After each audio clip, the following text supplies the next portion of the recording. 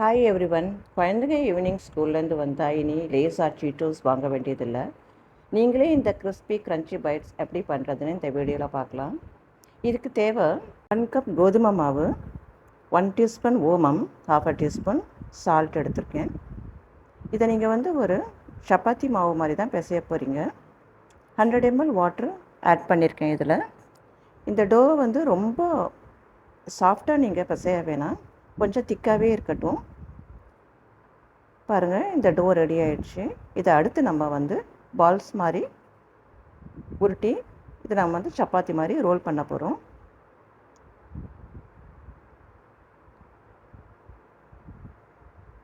இந்த மாதிரி நீங்கள் கட் பண்ணிக்கிட்டிங்கன்னா ரொம்ப ஈஸியாக இதை பால்ஸை ரோல் பண்ணிடலாம். இதில் 8 பால்ஸ் இப்போ நம்ம ரோல் பண்ணிடலாம். இதை இப்போ நம்ம ஒவ்வொரு பாலையும் நம்ம சப்பாத்தி மாதிரி ரோல் பண்ண போகிறோம். இந்த சப்பாத்தி எல்லாத்தையுமே இந்த ரோல் பண்ணுறதை நீங்கள் நல்லா தின்னாக ரோல் பண்ணுங்கள். அப்போ தான் இது நல்லா கிறிஸ்பியாக அதை ஃப்ரை பண்ணி எடுத்தால் நல்லா கிறிஸ்பியாக இருக்கும். இந்த எல்லா பால்ஸையும் நம்ம ரோல் பண்ணி எடுத்தாச்சு. அடுத்து இதுக்கு தேவை ஒரு ஸ்லரி தேவையாக இருக்குது. இதுக்கு நான் ஒரு 2 டேபிள் ஸ்பூன் கோதுமை மாவு எடுத்திருக்கேன். இதில் ஒரு 2 டேபிள் ஸ்பூன் வாட்டர் ஆட் பண்ணி இது ஒரு பேஸ்ட் மாதிரி நம்ம மிக்ஸ் பண்ணிக்கிறோம். இதில் ஒரு 1 டீஸ்பூன் கீ ஆட் பண்ணியிருக்கேன். கீ ஆட் பண்ணால் நல்லா ஃப்ரை பண்ணும்போது நல்லா கிறிஸ்பியாக இருக்கும் இந்த ஸ்நாக்கு. ஒவ்வொரு சப்பாத்தி மேலேயும் இந்த ஸ்லரியை அப்ளை பண்ணி ஒன்று மேலே ஒன்றா நம்ம லேயர்டாக அடுக்கிக்கணும்.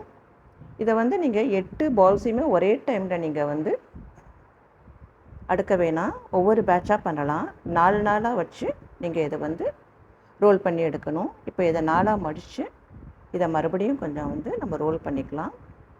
இப்போ நீங்கள் ரோல் பண்ணுறது ரொம்ப தின்னாக இருக்க வேணாம். முதல்ல நீங்கள் பால்ஸ் ரோல் பண்ணிங்க இல்லையா, நல்லா தின்னாக அந்த மாதிரி இல்லாமல் கொஞ்சம் திக்காக இருக்கணும்.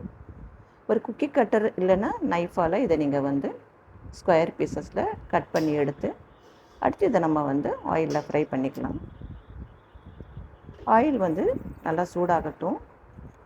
ஆயில் சூடான பிறகு ஃப்ளேமை நீங்கள் சிம்மில் வச்சுருங்க. ஏன்னா ஃப்ளேம் ஹையில் இருந்ததுன்னா உங்களுக்கு ப்ரௌன் ஆகிடும், ஆனால் உள்ளே கிறிஸ்ப் ஆகாது. ஸோ ஃப்ளேமை சிம்லேருந்து ஒரு மீடியம் வச்சு இதை நீங்கள் ஃப்ரை பண்ணுங்கள். நல்லா ஒரு ப்ரௌன் ஆகிற வரைக்கும். ப்ரௌன் ஆனால் தான் இது நல்லா கிறிஸ்பியாக இருக்கும்.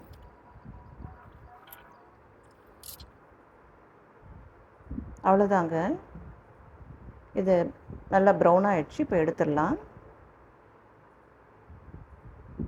இந்த கிறிஸ்பி பைட்ஸ் ரெடி ஆகிருக்குது. ரொம்ப குயிக்காக நம்ம இதை பண்ணிட்டோம் இந்த ஸ்நாக்கை. இதில் நீங்கள்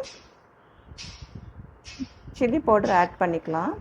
இல்லை குழந்தைங்களுக்கு சில்லி பவுடர் வேணாம் அப்படின்னு சொன்னாங்கன்னா நீங்கள் இதில் பவுடர்ட் சுகர் கூட நீங்கள் ஆட் பண்ணிக்கலாம். அதோடு நீங்கள் இந்த டேஸ்ட்டை இன்னும் டேங்கியாக ஆக்கணும்னு நினச்சிங்கன்னா இதில் 1/2 டீஸ்பூன் டொமேட்டோ கெச்சப் ஆட் பண்ணிக்கலாம். க்ரன்ச்சி பைட்ஸ் ரெடி ஆகிடுச்சு.